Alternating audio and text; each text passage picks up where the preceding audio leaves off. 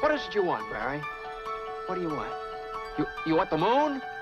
Just say the word and I'll throw a lasso around it and pull it down. Ladies and gentlemen, boys and girls, dying times here. Come with me if you want to live.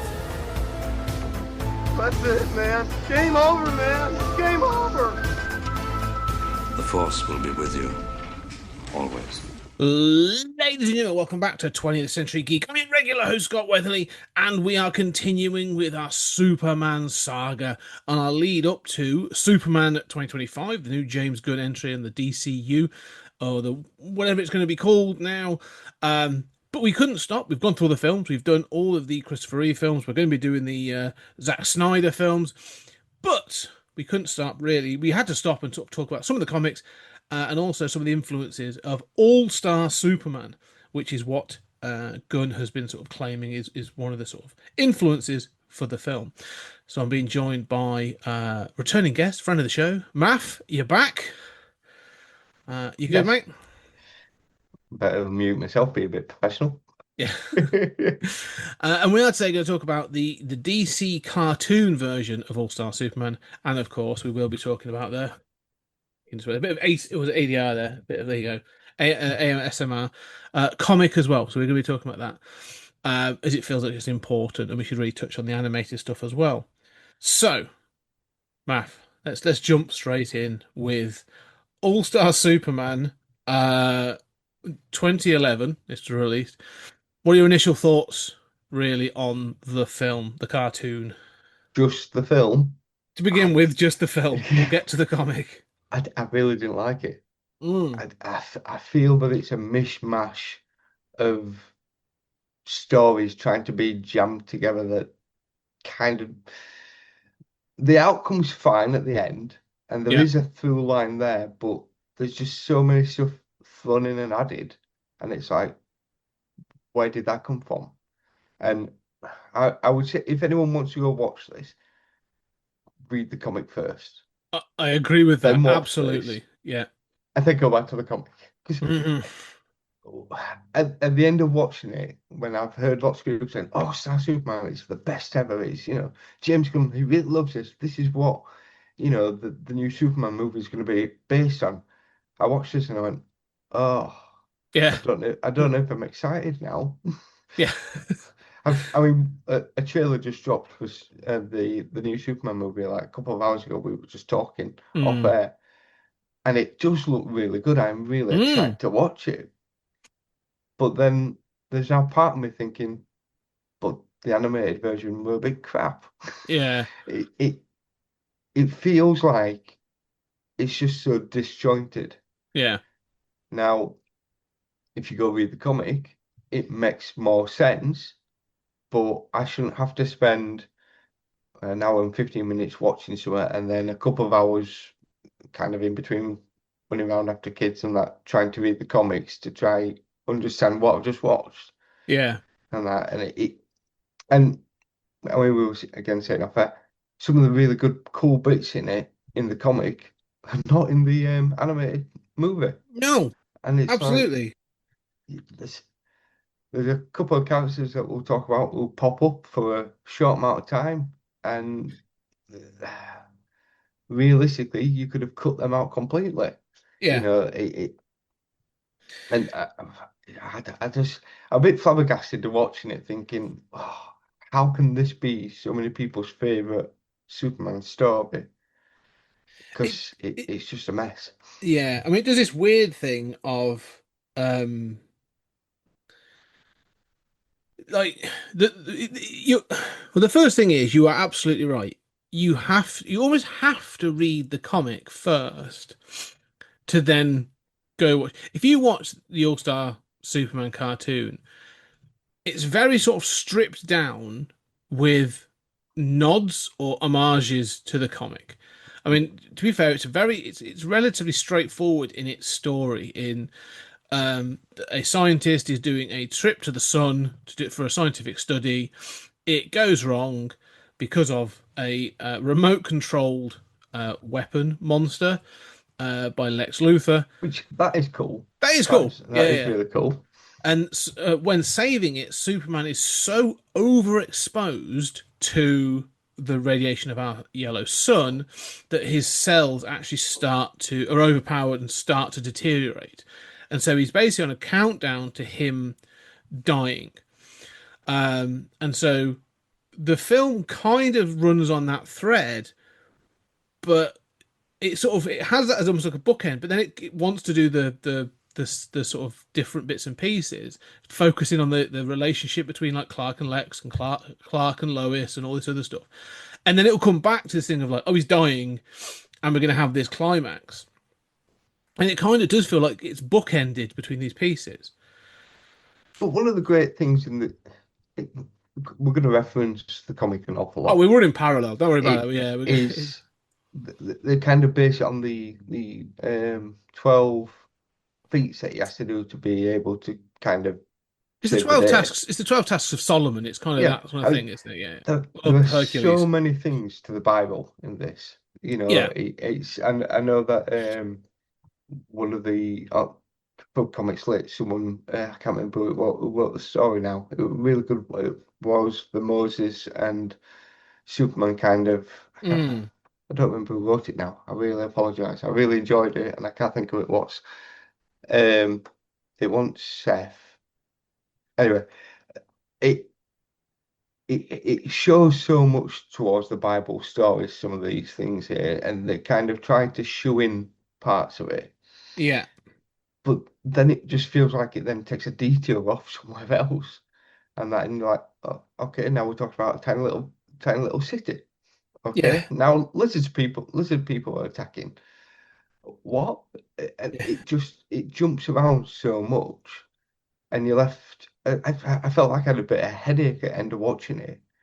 And as I say, I shouldn't have to watch a film to then have to do a load of research and read it. If we hadn't been doing the podcast, I wouldn't have gone to find the comic because I'd have thought, well, that was crap. So I'm not going to waste my time trying to read through. Is it 12 issues? 12 issues. You know, trying to read that in between everything else I'm trying to do. I didn't enjoy the film. Why would I read the comic? But because we were doing this, it's like, no, I need to actually understand what I'm talking about because I just didn't get the film. I think that's the thing it's when you read it, as you sort of say, you kind of begin to understand what this is all about. And so, I mean, we should highlight as well that the comic is written by Grant Morrison and drawn by Frank Whiteley. A great artist pairing. I love both of them when they do things together and separately. But Morrison has this sort of he when he takes on a character, he is going to do in some cases like a definitive version or a take on that character. And All Star Superman is very much sort of like him trying to condense like a massive run of like he did his massive Batman run. Like All Star is him, so it's almost like him going like, oh, I'll do all that in 12 issues for Superman. Like I'm going to do this condensed tour de force of the character, and I'm going to do it almost as like, and I'm going to end up with him dying. Spoilers, doesn't matter, it's out of continuity. But I love the fact that like with the book, it literally sort of sets that up. Like each issue is then going to be, it's literally the story. Like it starts with that opening, which is kind of in the film. It is in the film, but it's better in the book. This idea of doomed planet, desperate scientists, last hope, kindly couple, Superman. And it kind of tells you this the intro story of like who is Superman, allowing him to sort of to introduce that character. But more than that, it then it's leading to his death. So it's going to go through like every kind of version of Superman. You're going to sort of get this the inciting incident on the sun, but then you're going to go, cool. Now we're going to have the story with Jimmy Olsen. Now we're going to have the story with Lois Lane. Now we're going to have the story with Lex Luthor. Now we're going to have like Mr. Mixelplix, and we're going to go back and see the Kents, and we're going to have all those kinds of things stack up. And then you sort of go like, it's going to be giving you the sort of like the weirdest bizarros in the comic and that sort of thing. And it's basically going to be like here's all these versions of Superman. Like, we're not going to do the Dark Superman. This is a sort of a almost like a Silver Age kind of Superman. But the book makes sense because it's laid out in this fashion. It's one of those things that, like, because it's a comic, you can do this kind of structure. But by stripping it down and removing all the weird bits, the cartoon kind of just becomes dull. And when it does want to do those bits, they are so rushed past because this is like an hour and 15 minutes, or maybe more, a little bit more. But it's so rushed past that you sort of go, "Oh, all right. Well, I'm not sure what that was for. That appeared to have like come and gone in 4 minutes, but fine." Yeah, it's weird. It was a weird choice to do such a short film for. The weird thing is, well, it's like Dr. Quinton and that. It's Mm, like, who is it? Now, to be fair, in the comic, they really don't kind of go into him that much then either. But researching him, I, there's theories of who he is online. yeah, Spoilers. They believe that he's a Lex from the future coming back to kind of redeem and help Superman because of all the things that he did before when he was like a bad Lex. yeah, But you don't get any of that. You don't know who these characters are. I no, mean, there's a weird not long after the Superman saves the day when the spaceship's going into the sun. hmm You know, we do see a bit of a reference from Superman 4, yes, the the net that carries all the nukes. He uses his net kind of powers to pull the spaceship out, and I thought, oh, that's something to kind of mention. That's quite amusing, but it it, it just it doesn't really explain who these people are and that, and there's cool points in there. You have Lex kind of controlling this mutant cyborg type person who's gonna, mm, destroy the mission, and is there really to try get Superman to, because he knew Superman would come and save. But it's yeah, like, who are these people? And it's like, oh well, we won't tell you. And and it just seems to jump around so much. It it's frustrating that yeah. you know I think the thing is, it's one of those things that sort of I, there are comics that you read, and I think when you go to the film, this isn't the first. Like, yeah, All Star Superman isn't the first Superman cartoon I'd give to anyone. It's not a cartoon I'd give to anyone anyway. There are better Superman cartoons, but I would say that even like All Star Superman isn't the first comic you give to someone. It's one of no, those weird ones where like there are really good um and DC are sort of slightly better than I would say than no, I'd say they're like high level. There's these top tier comics, right? For characters. All Star Superman, um, Batman Arkham Asylum, Old Man Logan, ones like that you go like, oh, they're great. I love those. But they kind of come with a requirement to know your yeah. shit. Do you know what I mean? Like, you can't really go into these. I couldn't hand All Star Superman or like Arkham Asylum to like some 15-year-old and go, "This is your first Batman or Superman comic." They'd Well, look they at it and go put it like, down and they'd be like, "What the fuck's no. that? I mean, I'm lost." Yeah, you see, me, I've always been more of a Marvel kind of yeah, person growing up. I didn't read that much DC. I read Teenage Mutant Ninja Turtles an awful lot. we, 2000 AD. I we, loved yeah, Road Trooper. yeah, I just thought they were just the ABC Warriors. So DC was a bit of a weird because I think growing up, when you get to a certain age, you appreciate Superman for what he is. The yeah. fact that you know he he's he could be punchy, but that's not the way to deal with things because hmm he can take anyone out really on the planet. All right, if you start bringing in Doomsday and things like that, then it's a bit different. But realistically, nothing is a challenge to him. No, So the fact that his main adversary is his legs and yeah, it's brains against brawl, but like Superman uses his brain to defeat him most of the time. That's the challenge, and that's what I appreciate now. But being a 10, 15-year old, I'd be like, I just want him to hit things Yeah, and that. And the comic kind of gives you that, but this doesn't, or it does it in little bits, and it's like it's just a waste. it is. I think a waste is a really good way of putting it. The cartoon, the cartoon is a waste because I'm watching it and going like, because okay, the animation is actually very good. Like Mm. I don't think DC have put out like a badly animated It any of looks their good. I short films. mean, It does. It looks the great. shot when they're on having the kiss on the moon and things Hmm. like that. That you know seeing certain things. The is it the Super Sphinx, and I Yeah, mean, Parasite looks great. The Super Parasite Sphinx and looks stuff. amazing. The Yeah, the bit with the lizards, and I thought, oh, the lizards, this looks really good. At this point, Lois has now got superpowers. We're gonna yeah, see some awesome things here. No, we're not. yeah, It's like I would tell my wife, and I said, that they're just fridge, and she's like, what? I said, the fridge Lois, and then they kind of explaining what fridging is, and she's like, oh, why would they do that? And I don't know. Let's give you all these powers and then just take them away from you.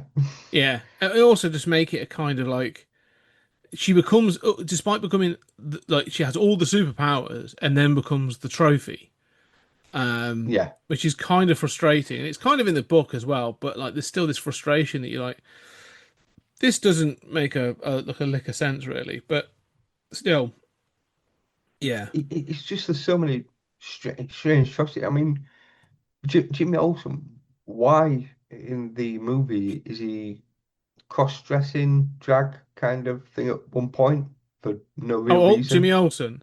Yeah, and it's like, Yeah. okay, and then nothing, nothing else said about that, nothing else used about that. It's not I mean, progressed or explored in any way, is it? Like it's not yeah, like they're it's like, just oh, random. Jimmy Olsen is this kind of, queer progressive character. They're just sort of like they actually use it for a bit of a gag, and you're like, oh, But okay, well no. But you that's not in watch the comic, no, but there's a whole Jimmy Olsen issue which is brilliant. which is great, and it goes through like the adventures of Jimmy Olsen, and he gets like turned into Doomsday, and he gets sort of like done something else, and that like again, going back to the Jimmy Olsen comic, where often he would get into some like ridiculous state of affairs, Superman would save him. But yeah, this thing of like him, the undercover Jimmy Olsen, which is what he's referred to as, just by having him in drag, and then or even if he is sort of a progressive queer character. Like it's never used as in any way. It's kind of like as an offhand joke, and it's sort of like, oh, okay, well, you're going to do that to Jimmy to sort of. and It feels weird. it doesn't make sense. It No, just it feels like there's so much potential that's just never fulfilled, and yeah. that. And again, what at the end of watching it, I was like, oh, Well, disappointed. the biggest And disappointment is of this because this point away is because it could be great. Right, you could yes, do all the weirdness, you could do all the bits and pieces, right? Bizarro and Superman of the Future and Mr. Mixelplex, all that stuff could be in there. Could do it all. But you need, like they've done with Batman, where they've gone like the Dark Knight Returns Part One and Dark Knight Returns Part Two, and the Long Halloween Part One and Halloween Part Two. Like this needs a longer runtime and yeah. much more thought given to sort of consideration to sort of like how they present this as a um as a film. Almost like you need to be in chapters, almost. I mean, even if it's like if you still have to leave certain bits out, it's like I what the names of them two other kryptonite people, Oh, Lila and Burrell. yeah, If you're gonna cut something out, maybe cut them out and maybe have the Superman, because they do kind of touch on the Superman squad kind of, yeah. but it's kind of shown in a telescope of this is Cal Kent from the future, and you think, all right, okay, yeah, and then in the comic, what they do there is really really good.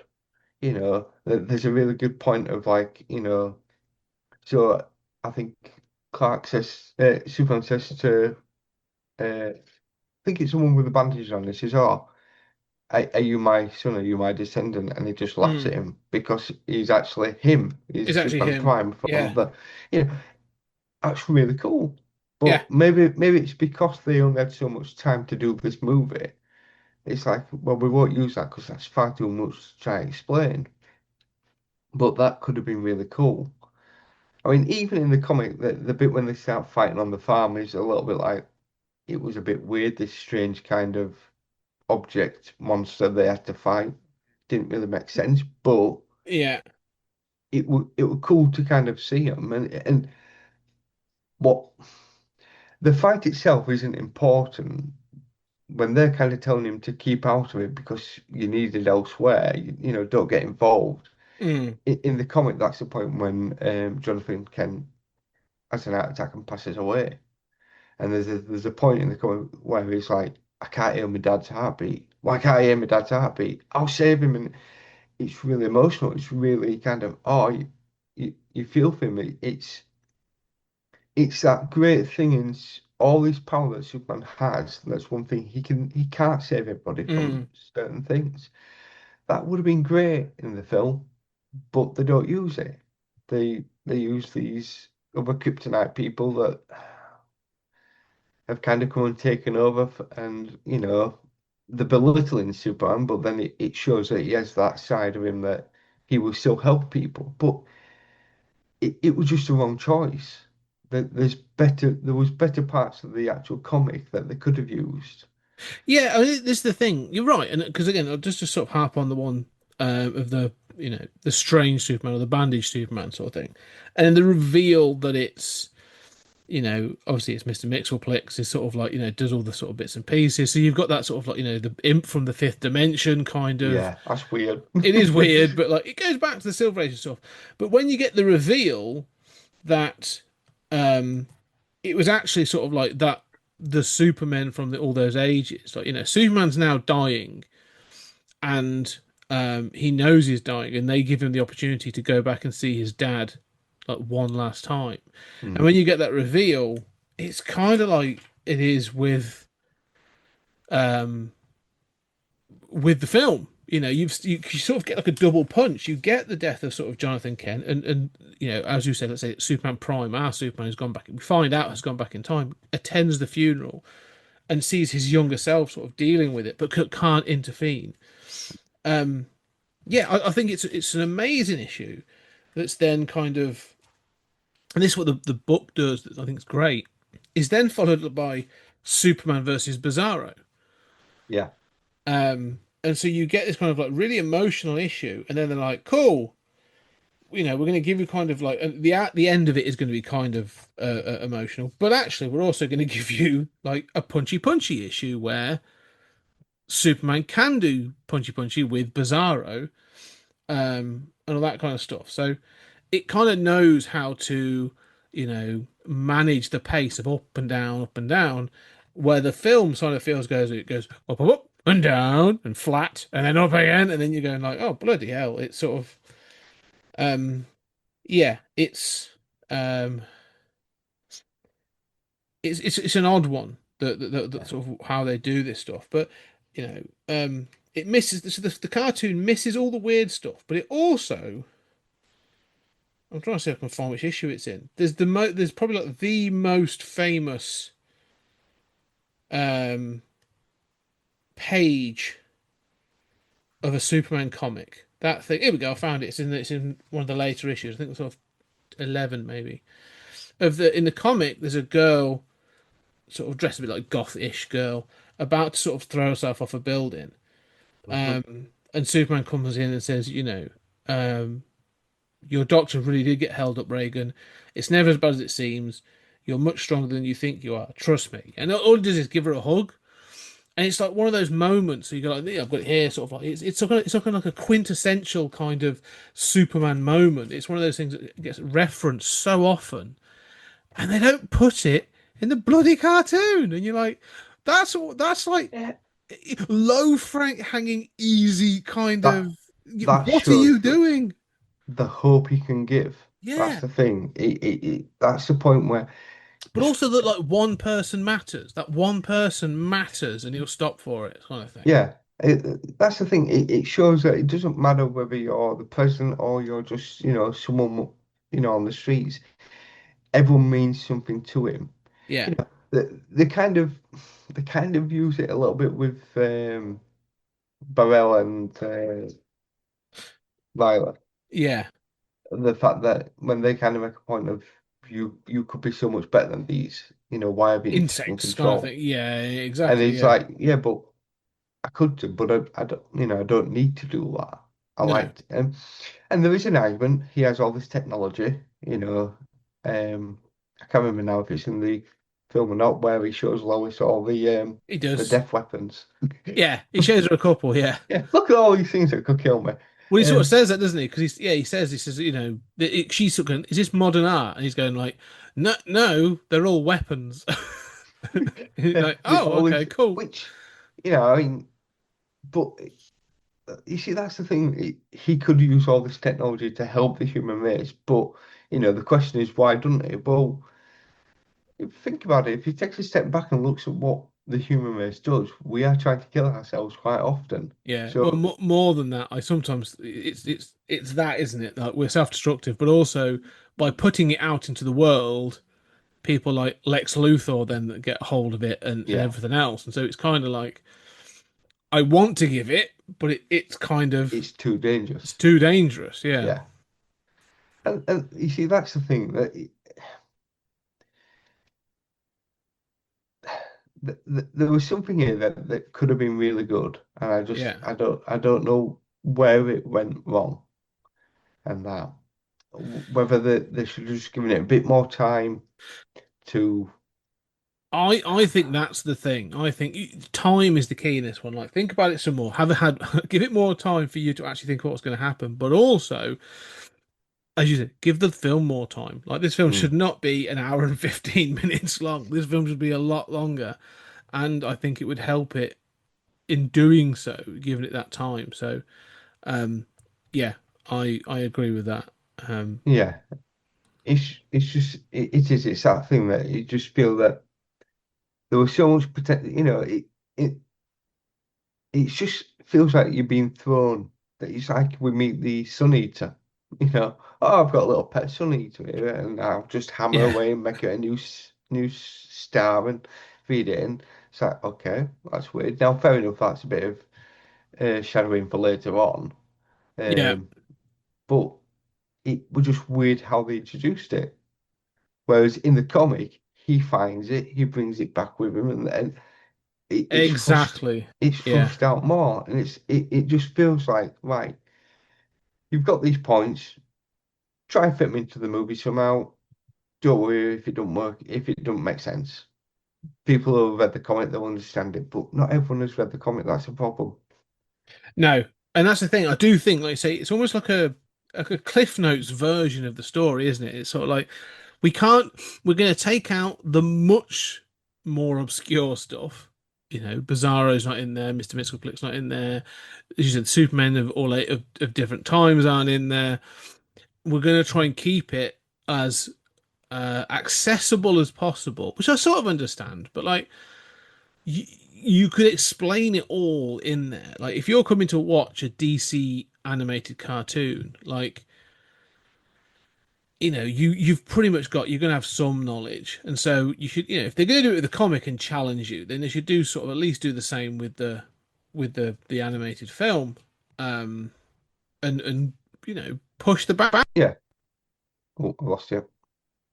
Yeah, yeah. So I Ah, think that's the thing. I just think I love the fact you say it's a missed opportunity. It's a waste. I absolutely think that's the case. yeah, the thing that worries me is like, as I said, All Star Superman. I've heard it so many times since James Gunn has Hmm. taken up and we're doing this movie.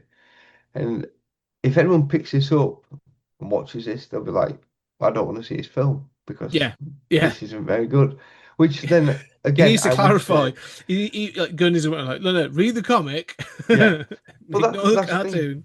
But if you're gonna do a film, surely it it should mirror what the comic is. And it feels like the mirror got smashed and there's just fragments of it, Yeah. and that's where the problem is. It's just it's disappointing. I'm not saying the film itself is completely rubbish. There are some good points in it, Mm. but it feels like maybe if they broke it into like 15-minute segments, you just watch, right, this is its own contained story. I'll watch that bit and that. Yeah, chapters. You chapterize it, and then you could make him them much more in depth. And Yeah, in doing so, the payoff at the end of all this, as they do pay off throughout the story, would be much more satisfying. yeah. As it is, it's not. Yeah. I mean, there's a great one of the comics is basically Clark and Lex, which we do get in the film, and that's really good. I really enjoyed That was a good Clark. the prison interview and stuff. Yeah, Yeah, that's that cool. That is a good. That is a good. I mean, if anything, more Clark. You know, Yeah.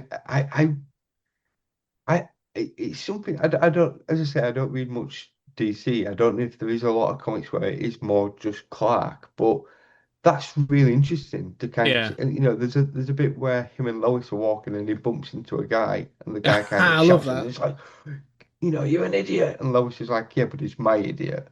And then some rubble falls down and it's like, yeah, that would have killed him. But Yeah. it, Clark being clumsy is so good because he has to do it in a really good way. I, You know, I it, like that. As I say, I like that because you say that moment. It's in an early part of the issue. It's in issue one. That one you said about yeah, Clark bumping into a guy and avoiding. It's it's something different in the comic. It's not quite rubble. I think it's part of a rail bridge. But yeah, I love this idea because that then obviously is then used as foreshadowing for when you do have the prison interview with Lex, um in the prison, Lex and Clark. And it's basically a litany of like Clark being clumsy on purpose to prevent accidents. Like he sort of in the cartoon, obviously he yeah. saves Lex from electrocution and then does some other bits. Like it's good, it's funny, it's clever. Well, yeah. I mean, it's like when he runs off into tear gas and it's like, that's tear gas, Kent, you idiot. And it's like, what's he doing? But we all know that Yeah, that's fine. It's not a problem for him. But it, again, there are some really good points. I mean, Lex is quite good throughout this. yeah, They do change it at the end. The ending. They have Lex kind of have the make your own Superman kind of thing. Whereas in the comics, it's Quinton, I yeah, think. Um, so the bits with Lex in it is really good, and I do like that. But you see, you come to read the Superman comic, and the bits that all right, I'll rephrase that. I come to watch the Superman film, and the bits I really enjoyed more is Clark and Lex, yeah. and not Superman.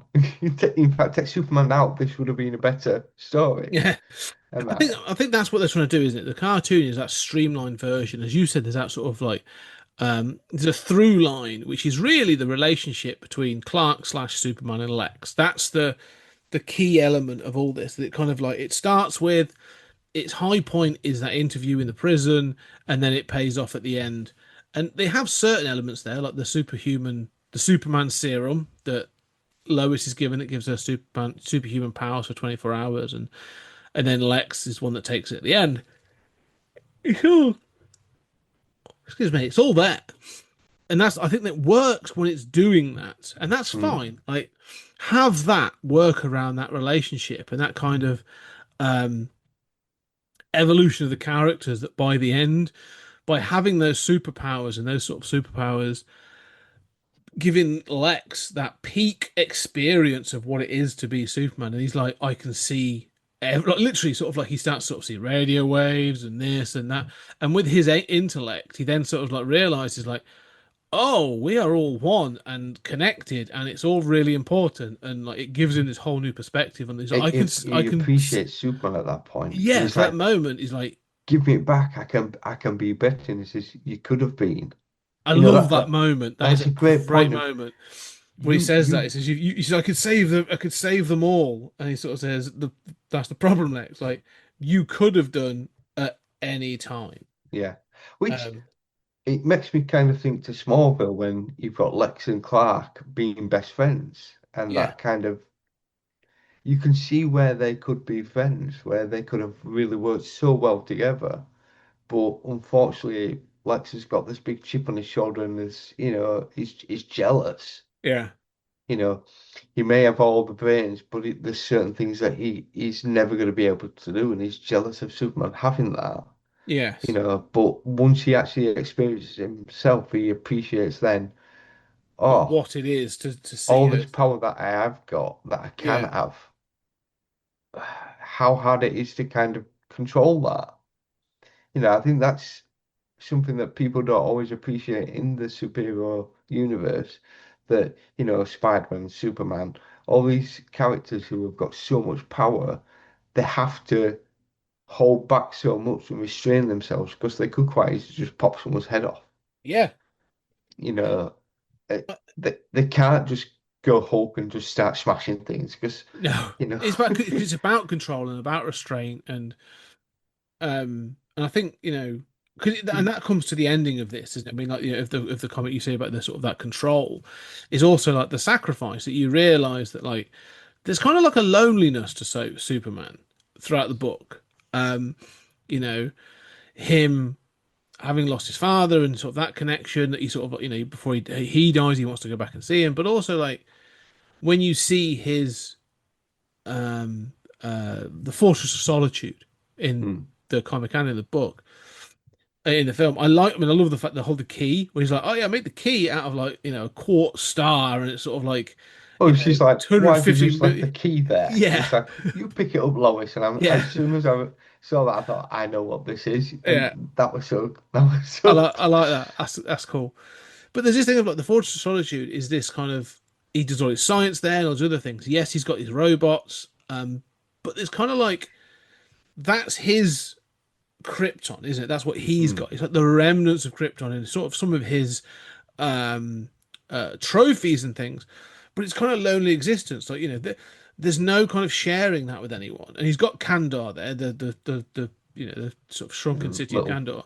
city. Yeah, but it sort of goes to his the way he acts when he meets the sort of the future, the Superman from the different eras, but then also when those Kryptonians turn up on Earth, like the excitement of like I'm not alone anymore, like I am, and then when you finally sort of get Lex acknowledging like, oh, this is how you see the world Mm. every minute of every day, like you realize that he is apart from us, and it must be incredibly lonely to have that kind of knowledge and power and everything, and not be able to do some of the things that he clearly Yeah, would want to do. I mean, the bit in the comic when Alex said when he realizes he can't hear his dad's heartbeat, you think, hang on a minute, he must have that in his head all the time, be able to hear, Yeah, Marvin Parr Kent's heartbeats amongst everything else that's going on in the world.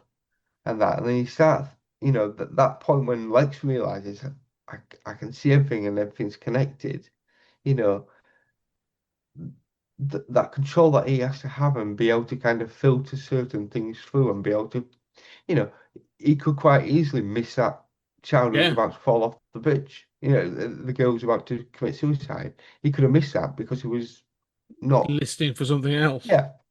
yeah, so the fact that, I mean, he has a lot of powers, Mm.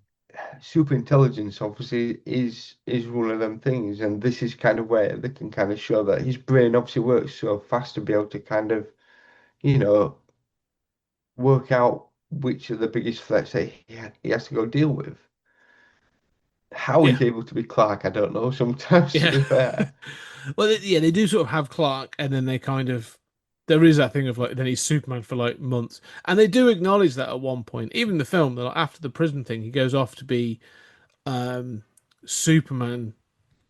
He goes to get something in space, and he comes back like a month later, and Clark's Oh, excuse that's is where he like, takes the tiny city of "That's Kaldor it, that's off. it." Yeah, he Yeah. takes Kandar back. Yeah, he gives it a planet to inhabit, And he comes back, and Clark, when he goes back to the paper, and Perry White's like, "Where the hell have you been, Clark?" And he's like, "I was trapped. I was trapped under the prison. Yeah. Luckily, there was a bomb shelter that was fully stocked." And sort of like it, yeah, like that's they acknowledge these Believable things enough, I of like, suppose. yeah, but they kind of like acknowledge these things that like he's gonna have to make ludicrous excuses for being absent, fighting like on War World or like fighting the new gods or something. Yeah. Um, I mean, there are moments from the original Superman when Clark just turned into Superman, and that epic point when Reeves does that. yeah, We see that here. We see that yes, with Lois when he kind of realizes, oh, I am dying. I need to kind of get yeah, my things in order now. So he goes to tell Lois, and that bit where he does do that step up, and he kind of shows, and you think, well, yeah, I love what they do in parts. It's just it's as another way. It's like a jigsaw puzzle that's still just all in the pieces in the box. It's just not being put together right, and yeah, it's a shame. I do think there's probably a fan out there who's probably kind of rejigged things around because it's like obviously I watch a lot of Star Wars. mm, There's a way to watch. The Phantom no, sorry, Revenge of the Sith and that with the Clone Wars, and it shows all the parts that someone's edited it all together. It's like 4 hours long, and it's brilliant because it shows bits of Ahsoka and all this and other. I bet there's a fan out there who's gone, right, this film sucks. Let yeah. me just edit it a little bit and make it make sense because Let's dice it together and we'll sort it out. as I Yeah, say, I was excited to watch this, and then as I say, I ended up watching it. I kind of thought, should I have picked a different one? yeah. No, but it's fun because you get to talk about the comic. I mean, the other thing is, I think the comic works is in that one of the things that Morrison often does is the way he approaches DC characters in particular. Is he sort of says, yeah, this is a pantheon of gods. Like, yes, they're superheroes, but the DC roster is a pantheon of gods. You've literally got. I haven't read his. I haven't read. He did when he did Earth One. He did Wonder Woman, and I Right. read the first one. It was very good. It was all right. It was quite cool. But he approaches it in that kind of like mythological, godlike way. And he did that with with Batman, where he's like, yeah, I'm going to condense everything in. I'm going to give you the full sort of like Batman whack. And Has he God, done the All-Star Batman and Robin? no. Also, No. Batman and Okay. Robin was Frank Miller. Right. So that's a whole different kettle of fish. That is. That's a different story altogether. But yeah, but in this one, he's approaching Superman in that god. He is the solar god. Like he is the sort of like Zeus, Apollo kind of thing. I mean, the fact he changes into white with the S I on and mean, stuff at the end is so sort of that's him becoming the solar god, the sun god well, the thing is, of mythology. he is, it's kind of there throughout this. There is that mirror of Jesus Christ, who, Yeah, he's born of, you could say, Zor-El is kind of a higher God, higher yeah, person to but he comes to human parents who raise him in the right way. yeah, Throughout this, he then ends up having to, kind of sacrifice himself for everybody else. So there is so much there. They kind of keep nodding back. You know, it's strange. We get Samson and that, yeah. from the Bible. Again, it's very strange that they kind of And have him. Atlas. The other one's And Atlas, isn't it? well, Yeah. Atlas is Greek though, isn't he? Yeah, He's not, exactly what I'm saying. It's but all about mythology. It's all about this sort of and again, it was it was strange that kind of little bit. See, this is the problem. The 12 acts that he's meant to do to kind of be Superman yeah. in the comics, yeah, but there isn't 12 acts in the film. No, it doesn't quite work in that same way, does it? As sort of like the tests or the kind of Yeah, connections that he's got, to play them out. Yeah, it works much better in the comic in that sense. yeah. Um, It but seems to be a kind of recurring. yeah, no, like, yeah, I'm going to go read the comic. The comic's amazing. Um, but it is that thing of like, for example, the one about trying to find it, the one with Samson and Atlas. which is when Lois gets her powers and she sort of becomes this kind of trophy. Um, I like the fact that like no, that, like it is about these competing, almost like demigod kind of characters. I mean, that's what Samson's demigod, and with his long luscious hair, and then you have Atlas, sort of carries the weight of the world and that sort of thing. And then I there's think Superman. So it's there's a good thing with Samson. It says, I'm scared of nothing other than a pair of scissors. yeah, I yeah, thought I was quite clever, but it's weird that that's another part that they didn't need to have in there because it feels like they waste what Lois could have done, and that I get the fact that they've stolen some jewels, haven't they? Which the Sphinx, the Super Sphinx, I think it is, yeah. who is annoyed, so he's coming to kind of claim it back, and Ultra, then the Ultra Sphinx. Yeah, yeah, and then Superman has to answer a question, which is like, okay, it wasn't really that hard, to be fair. no, no, it never is really in films, is it? But I mean, but this chapter, um, because we should say that um Samson and Atlas are time traveling kind of like muscle bros. Yeah, That's kind of all they in, are in the supercar. in the yeah. But they actually admit in the comic, he sort of says they're sort of confronted by the Ultra Sphinx, and Samson says, just before your death, it said you completed 12 super challenges, the stuff of legends. You created life. You escaped from the universe. Uh, you overthrew the tyrant sun, and you answered the unanswerable question. And what you realize is, I mean, this is only like I think issue 3, maybe Yeah, 2. three. It's issue 3, yeah. Is everything that he's sort of saying there is foreshadowing all the stuff that's going to What's come, going to come? Yeah.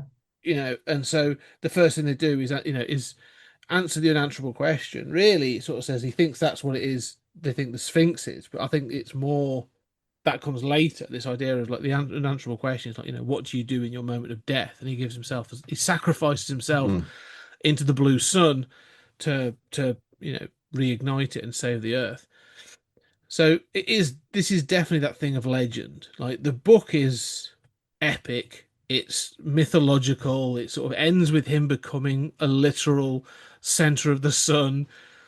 Which looks cool. Oh, it's awesome. Yeah, yeah, It is that ultimate sacrifice, and you think, yeah, I get the journey that you've gone on, yeah.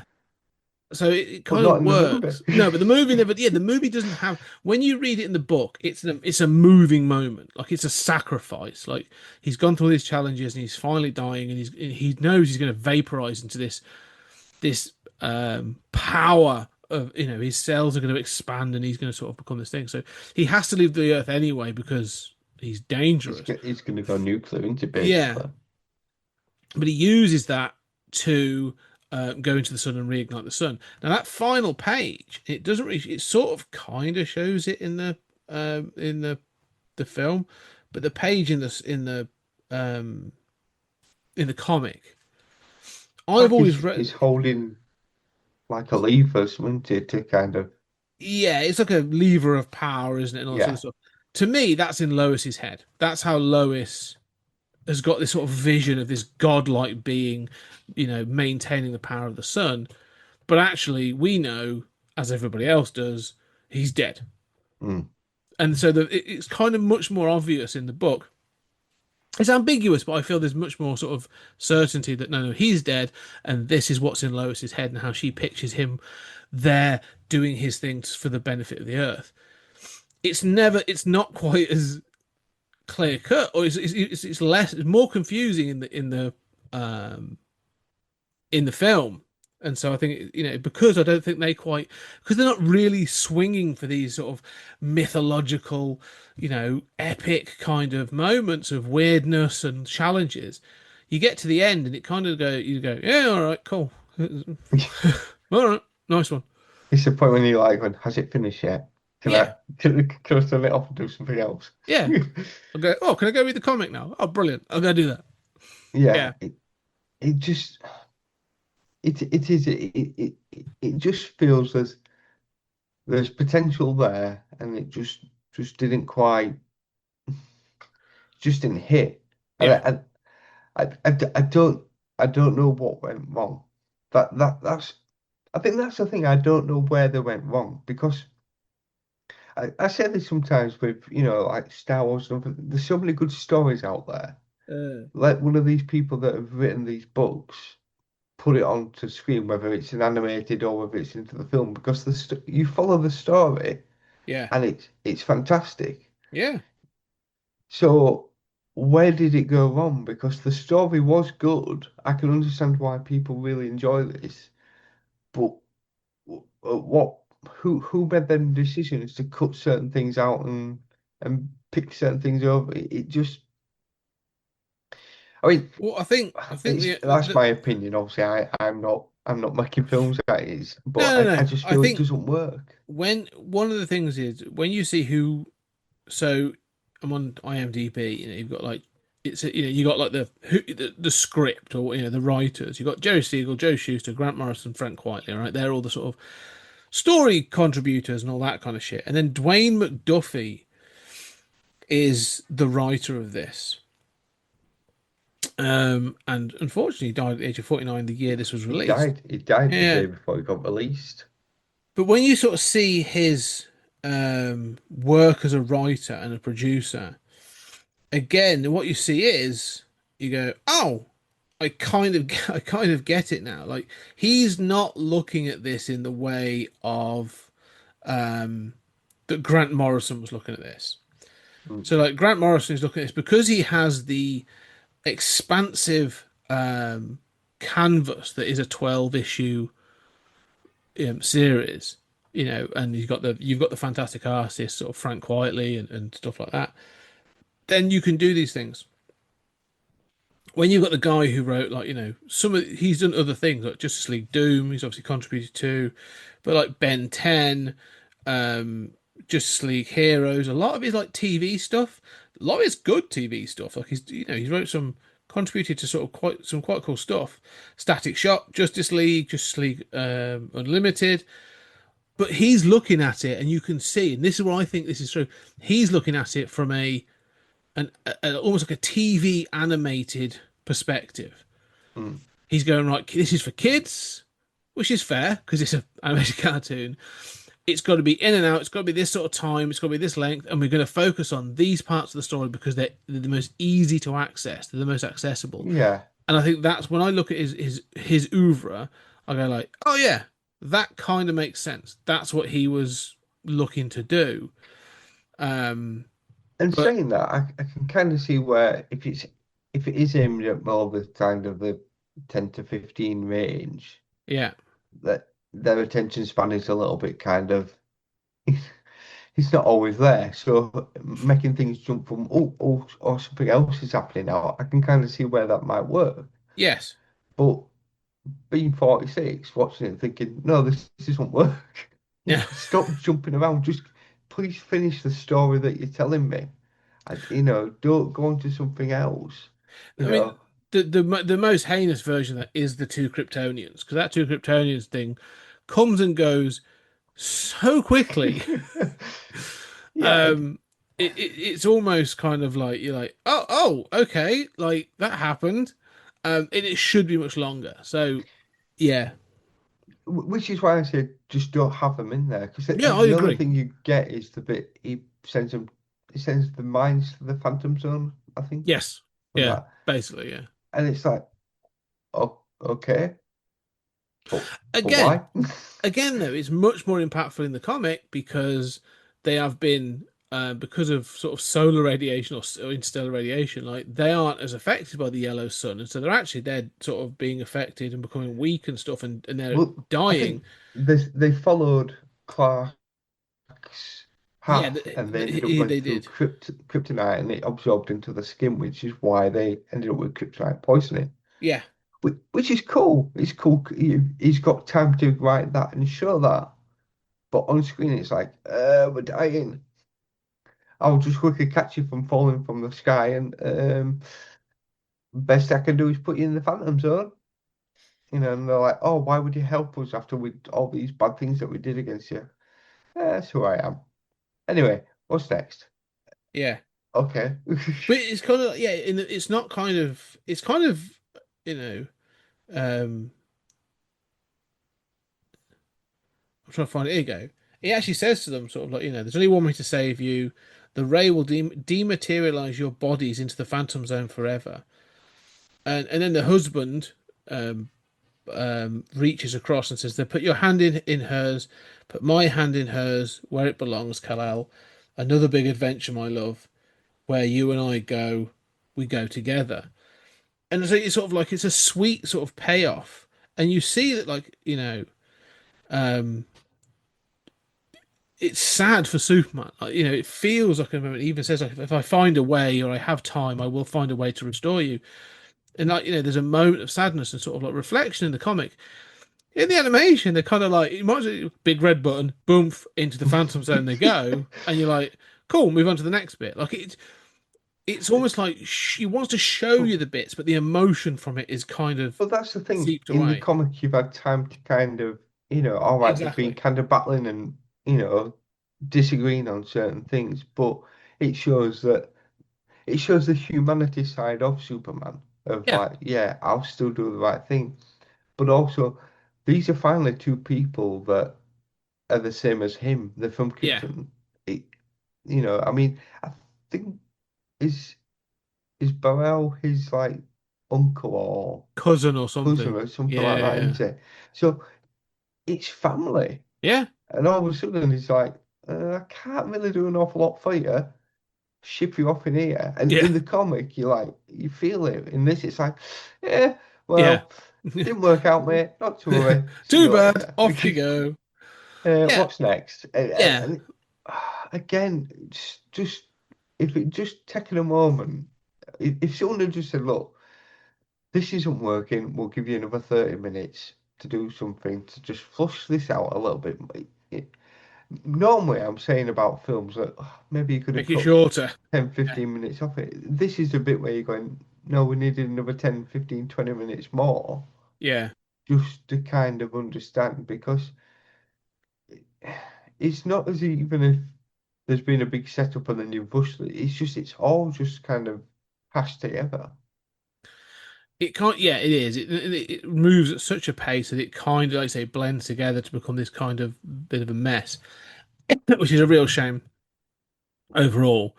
Um, let's round it out a little bit there. So I think one of the things we want to talk about is we've talked about sort of like as I say, James Gunn has sort of suggested that this was one of about six things he sort of listed of influences for the new Superman film. And so, sort of going back and watching the thing, but reading through the comic and flicking through it, and then seeing those trailers. The one thing I sort of, as I've sort of seen it now, I think the influence. I think the influence is partly tone, but also Mm. that kind of. But I also think it's going to be. It's an acceptance of the weird. I think that's the Yeah, thing that James Gunn's gone like, yeah, Superman's kind of weird, like it's got like the the sort of dome city of Kandor, and it's got like he's got a sun eater and he's got this shit and he's got that, like it's kind of like, yeah, no, Superman's an alien on this planet and it's weird, and I'm gonna kind of lean into that and accept it, but it's gonna be fun. Like it's not gonna be scary weird. It's gonna be fun, and I think that's kind of like the tone I think that Gunn's going for. I think as well, Lex in the comic Oh, is very much Lex what we're kind of seeing in the trailers yeah, and yeah. that. It's weird because it's like I don't always really watch them breakdown videos of Mm-hmm. oh the 10 trailers come Easter out eggs and you missed from the yeah latest trailer. but like reading the comic and kind of it's like seeing is it Solaris who's the The sun at the sun. end Yeah, yeah, and yeah. then we've got the Sun Eater. There's a bit in one of the trailers where there's like a purpley blue kind of thing. I'm thinking, oh, could that maybe be Yeah. something from this? And I would never have got that. I mean, I'm not saying that's what it is because I really don't know, but I can now start to see from reading the comic that yeah, there's certain bits here that they've kind of brought in. Is there going to be too many? characters in there because obviously you've got all. Well, what we've got? We've got Guy Miss Gardner, Guy Mr. Gardner, Mr. Terrific, Terrific, Hawk and Girl. Hawk Yeah. Girl. Yeah, is there going to be too many in there? But at the same point, you are seeing there's obviously Lex. There's is it Mr. Metamorphosis or something Oh, like the one? Metamorpho's in there as well. Yeah, Yeah. there's a weird lady who can like throwing blades out her Oh, hands. yeah. The engineer. Yeah, from the Um, Authority. Yeah. and then I'm assuming it may be a Superman from a different. Is it Ultraman or something? We don't know yet. Yeah, Some people have said it's Ultraman, others have said it's somebody else. There's a couple of speculations. He's obviously all masked up, and then there's also like a flying domed robot kind of robot thing with heat juggernaut. vision. Yeah, yeah, basically, yeah, Juggernaut with heat vision. So there's a few things in there. Yeah. So So I feel that, yeah, I suppose he's going to need a bit of a team behind him. yeah, And, yeah, you know, Gunn's good at doing that yeah, because yeah, yeah. Guardians See, of the Galaxy Guardians. were Yeah, yeah, fantastic. So I do trust in what he's going to do. And watching the newest trailer, you kind of could see that banter between them and thinking, okay, I like that and that. But as I say, it's how much they take from this story. And I think there's certain stuff from this story, if it's taken right, will be yeah. fantastic. And I'm really excited for. But if they produce what I watched, I was thinking, okay, DC, you've got enough. You've blown it. You've blown it And again. yeah, Yeah. because this is a point where they've got to kind of really kick off Oh, if this they is want to. this is put up or shut up kind of time, Yeah, isn't it? Really? you Yeah. know, either that or just go back and just say, right, we're just not doing a universe, we'll just do single films on Yeah. their own. Or just go away, but we're going to go Or away for 10 years and we might come back. stick, We'll see. I would say stick to animated, Yeah. but Some of their other animated is better. Some of their other animated is yeah, fantastic. I will, I love some of their stuff. But yeah. I mean, again, I've only seen some of the animated stuff. I've seen some of the Justice League, some of the Green Lantern stuff. I've watched lots of Teen Titans because my youngest loves Teen Titans, and I'd be well up for that. I absolutely love them. Could But happen. Could happen. but Yeah. yeah, it's strange because as I say, if it, if I'd have just watched the film, I'd have been coming here and going, Scott, what have you made me do? Yeah. I feel like I've been stitched up like in a VHS. Um, but this gave me that kind of push to read the comic, Yeah. and I appreciate reading the comic because I really did enjoy that. And I can kind of see that. It, again, it annoyed me reading through because you're kind of thinking, why did they not do this? Yeah. Please, someone tell me what went wrong. Is this one of them things where it should have been a tax write-off and then they forgot to write it up and they released it? I don't know. I mean, this is the sort of the peak of 20 sort of 2008 to about 2014 is that sort of like they were releasing DC was just banging them out. There was like like quite a few during that period. So, but weirdly, like this is the same period. I think maybe the same year that they released um um the Dark Knight Returns, which is a two-parter, Hmm. which comes out together about 3 hours. So Yeah, if they're willing to do that for a four-issue book, yet they give an hour and 15 to a 12-issue book. it Yeah, doesn't make priorities the sense. wrong I place. No, it mean, doesn't. It really doesn't. I, I get that probably more people will go watch Batman because he's Yeah, yeah, grittier and he's a bit more relatable. Superman is that I understand Superman is a hard character to write because he's a god yeah. and it's hard to kind of without putting another god against him or it's hard to give him something to fight against, you know. I'll give an unpopular opinion. All right, I'll throw it out there to see if anyone else tries to shoot me down.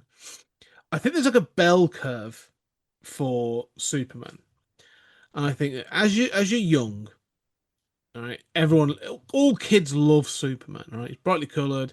He's that sort of like figure of hope. He is the quintessential superhero, right? You're introduced to Superman. He's, the big ass, everything like that, right? So when you're a kid, you love Superman.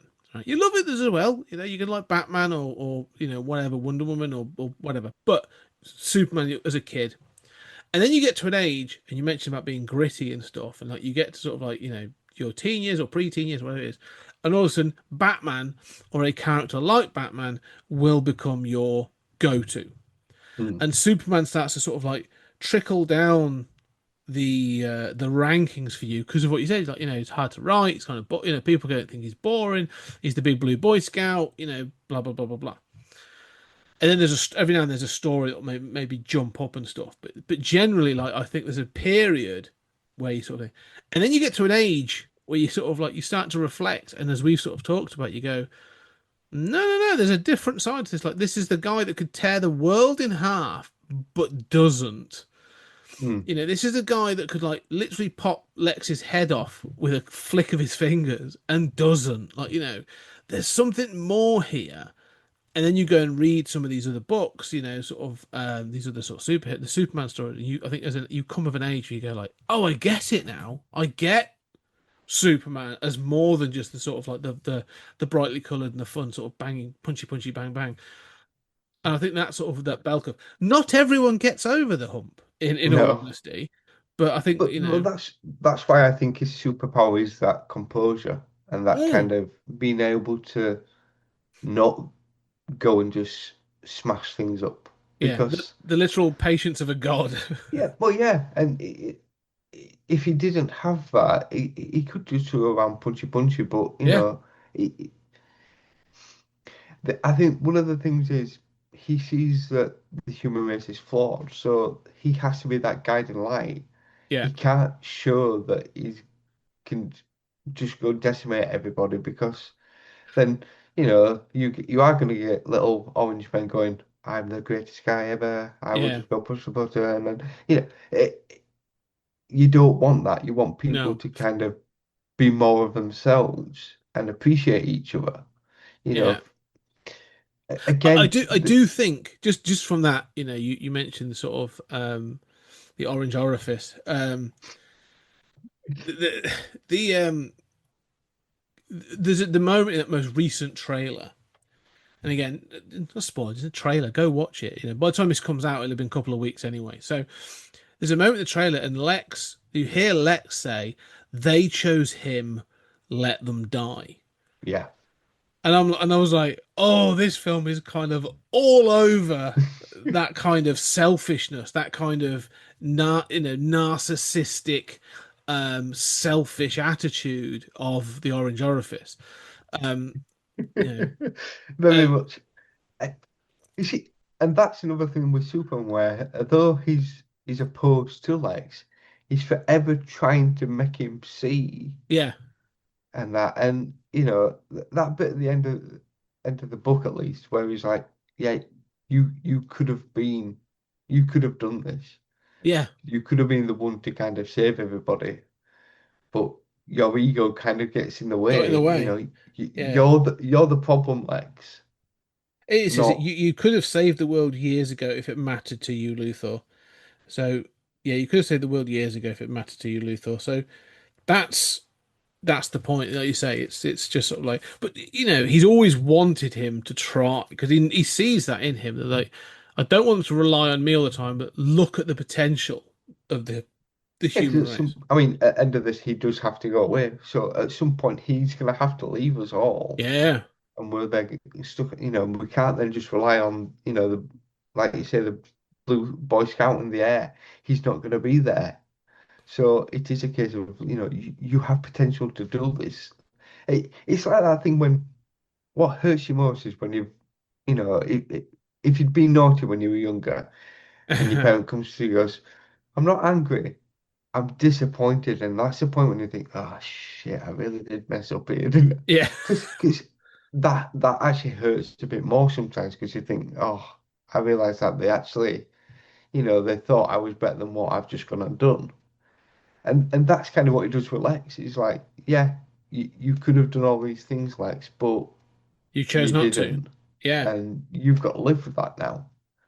Which is because I think in the comic when Quentin goes to see him, he's like, "I'm not going to help you to escape." He says, I could leave at any point.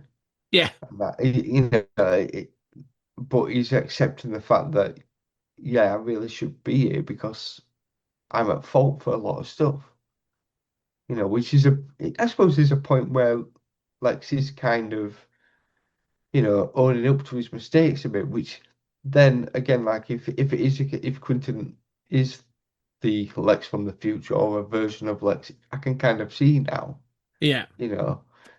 The drawing is a little bit off because I was desperately trying to look and thinking, they just put a blonde wig on Lex here, but no, the drawing is a little bit different, but there is similarities to them. And that's a possibility. I mean, if you've ever read another quite good Superman story, a book called Red Sun, Right.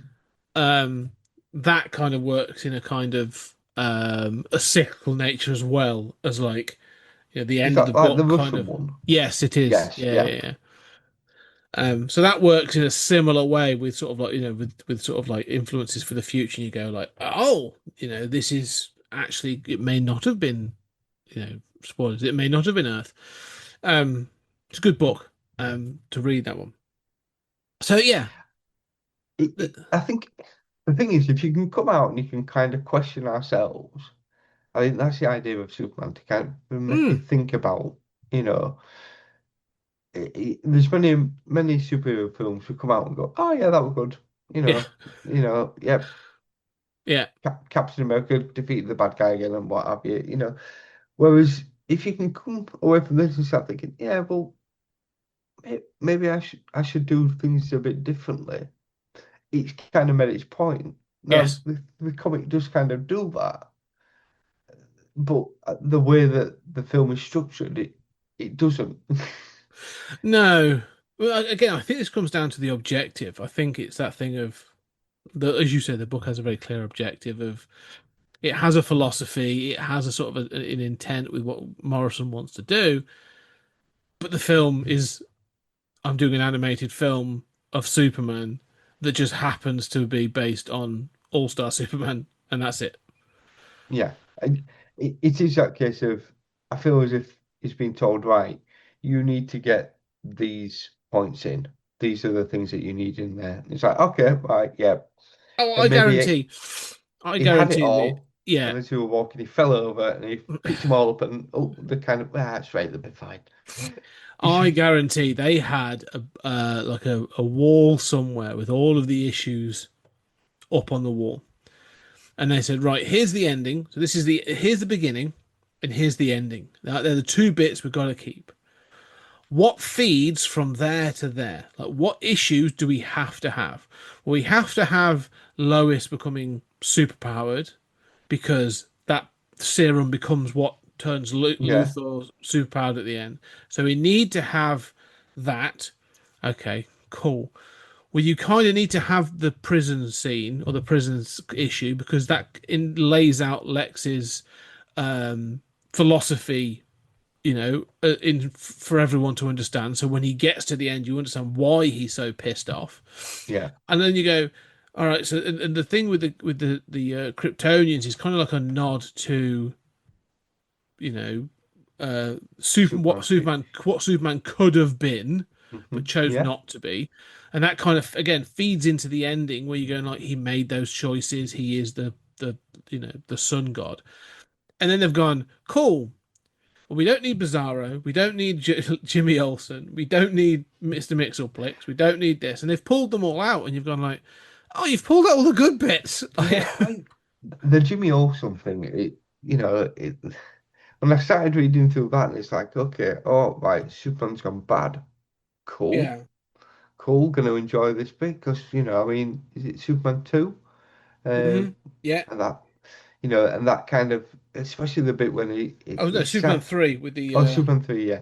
And yeah, that bit when he's like, I like being bad, kind of. He says yeah, something along that lines.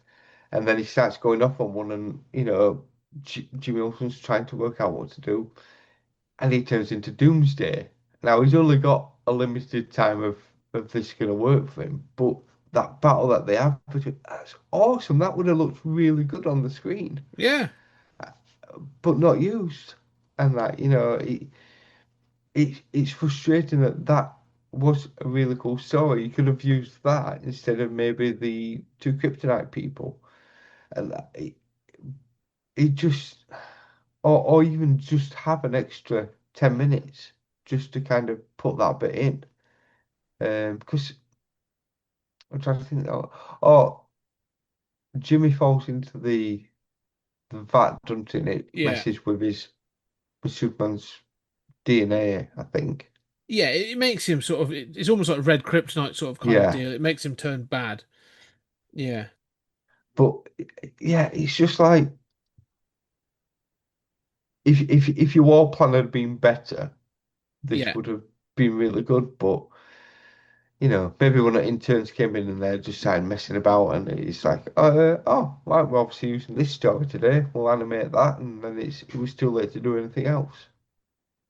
Yeah, I think that's it. I think they obviously have a limited budget and they have a limited frame as well. But I think, yeah, it's just sometimes, especially with Morrison, their work kind of is best when, you're going off on these little side quests. Like the Yeah, story's there and you're fine, but then then there's like, oh, we're going to do a Jimmy Olsen issue, or we're going to do these other issues, and you go, they're the really strong ones. When people read this book, there are certain issues that always come up, and they don't get put in the film, which is so weird, but. It's because they did. They clearly tried to strip it down to the bare essentials. What's the essence of this story? What is the plot that it's trying to tell? And they took out all the extraneous stuff. And that's, I think, the problem because it's meant to be, by being called All Star, the fact is you're supposed to be covering all elements, all the essence of what is Superman. And it kind of misses the point of doing that a little bit, I think. yeah. Anyway, we shall bring this to a close. But we are inching closer. We are inching closer to new Superman, and this has been an amazing thing. And for all the positivity that has been the Reeve years and the Ralph years, and even the animated years, 'cause we had to talk about the comic. We are obviously doing the Zack Snyder years as well, and it's not to say I A don't bit like dark it. there. Yeah, it's a bit, it gets a bit moody there. Um, but it's not that they're bad. Not I don't hate them, but they're definitely of a different tone. So I'm covering those with Max Byrne Yeah, at the moment. yeah. So Good luck, Max. yeah. Oh, I think he's all in. I think Max is much more of a. I would say much more of a fan than I do, but interesting place to go. The good, without going into it too much, the good for what they are, Yeah. but they are the more punchy Yes. Superman, Yeah. Oh, as definitely. opposed to Yeah. the thinky, let's work out how to kind of deal with the situation. Yeah. It's Zack Snyder never quite got over that hump No, to, he's to still fully there going, re, let's to keep fighting. fully really appreciate Superman. Yeah, he's still Yeah. very much a Batman fan. Anyway, for now though, we shall wrap up. So, Matt, what else are you doing? Where else can people find you? Um, And what else are you up to with Comics Emotion? it'd be Star Wars chit chat with Mike Burton and Dave Horrocks. We're doing something. We finished all the. We're probably still actually finishing off Clone Wars at this point. Cool. Um, Yeah. and that so we're kind of getting to the end of there. I'm not quite sure what we're doing afterwards because we went through Andor and we did a review of Rogue One as well. That's already come out. So there'll be probably some Clone Wars episodes just finishing up, and then I'm not sure what we're kind of. I think we're kind of going to go on to the Bad Batch maybe next, and then into the movies. But there's lots of Star Wars content there. So Plenty to cover. Plenty to and cover. I write letterbox reviews of stuff. I'm trying to branch out and do a little bit more and be a bit more kind of instead of just yeah that was good. Just put my own spin on things a little bit more. Yeah, Um, I've been reading some of your reviews. I like them. It's good. It's yeah, challenging. That's why I like Letterbox. It's good. You can sort of you it, can it, just it, write nice and then leave it at that, or you can write a massive kind of like yeah, because real sort of spread I your mean thoughts out. I'm dyslexic, so trying to write certain things down is not always the easiest. So it's kind of put me out of my comfort zone by doing it. Um, and I sit there sometimes and it's like certain words and it's like get the thesaurus out to try and find what's going to sound better there and kind of jig it around. But yeah, I don't know. It's something else I can put out there, and either people will enjoy reading it, or they'll just go, "He ain't got a clue what he's on about." But Yeah, whatever. it's your thoughts. It's your thoughts. It's your review. It's all justified, man. It's all good. Yeah, good, good. Yeah, well, go check this out and enjoy the Bad Batch when you get to it. Yes. Okay, well, ladies and gentlemen, for us, go check out the back episodes. This is, we have done the Reeve years and everything else, and we have got the Zack Snyder years. Before we get to the new Superman, and there's a whole other sort of series of stuff we've done.